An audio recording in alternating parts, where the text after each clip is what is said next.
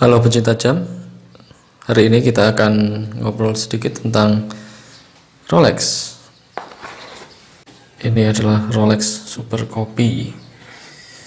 Ya, ini kebetulan dititipkan ke saya untuk dijual. Rolex. Oke, masih ada Rolex Oyster Perpetual Date. Yes. Rolex Oyster Perpetual Date Submariner dengan dial warna hitam. Wah, ini reflektif sekali ya. Oke, sekilas tampangnya masih mulus. Ada bekas pemakaian di beberapa bagian, terutama di stainless steelnya. Bezelnya masih bagus. Oke, ini sekaligus untuk teman-teman yang bukan pecinta jam mungkin, atau bukan pemakai jam. Jadi ada beberapa bagian umum di jam, yaitu ini case ya. Terus ini wajahnya, ini dial. Kemudian ini hands atau jarum-jarumnya. Kemudian ini adalah date window atau tanggalan ya. Kemudian ini biasanya ada brandnya atau mereknya. Di bawahnya ada spesifikasinya, dan ini tipenya Oyster Perpetual Date. Ini namanya marker ya. Nah, bezelnya ini cukup rapi ya. Oke, menurut si pemiliknya, dia beli sekitar tahun 2015. Menurut saya sekali lihat ini jam lumayan gitu ya, meskipun ini bukan Rolex asli. Terus kalau saya lihat dari sapuan secondnya ini atau hands bagian detik ini, jarum detik ini, dia lumayan halus, dan kemungkinan dia lebih tinggi, dia high beat mungkin ya, sekitar 28.000 beat per hour. Dan pengerjaannya lumayan halus kalau saya lihat, dan sekilas memang bodinya mirip Rolex Oyster Perpetual. Nah, ini bezelnya bisa diputar, hanya satu arah ke kiri. Ini bezel. Biasanya kalau kita ingin set jam ini sebagai timer misalnya, ini kita putar ke arah yang diinginkan. Ini jam tangan divers. Biasanya divers itu untuk misalnya kita berapa lama waktunya ya, dari kita diving sampai mungkin oksigennya habis. Nah, karena dia jam tangan driver, dia itu screw down. Ini crown namanya, atau knob, atau putaran ini namanya crown. Dia screw down. Jadi kita harus putar dulu untuk melepaskannya. Nah, ini kita harus putar ke bawah dulu agak kencang, lalu dia akan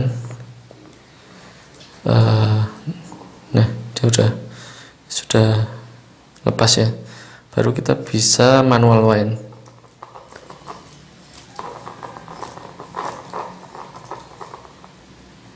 Nah, ini memang kata yang punya untuk automatic windnya bisa, tapi sudah lemah. Jadi kita harus bantu dengan manual wind sekitar mungkin 30 kali mungkin ya. Dan saya takjub, ini penyimpanannya bagus, sekitar 48 jam mungkin, karena saya pernah tes 2 hari itu nggak saya wind, itu masih jalan. Untuk jam tangan Super Copy atau KW ini lumayan. Kalau kita mau just waktu, kita tinggal tarik ya, just. Tapi kelemahannya dia date-nya udah nggak bisa di set ya, quick setnya udah nggak jalan, udah nggak bisa.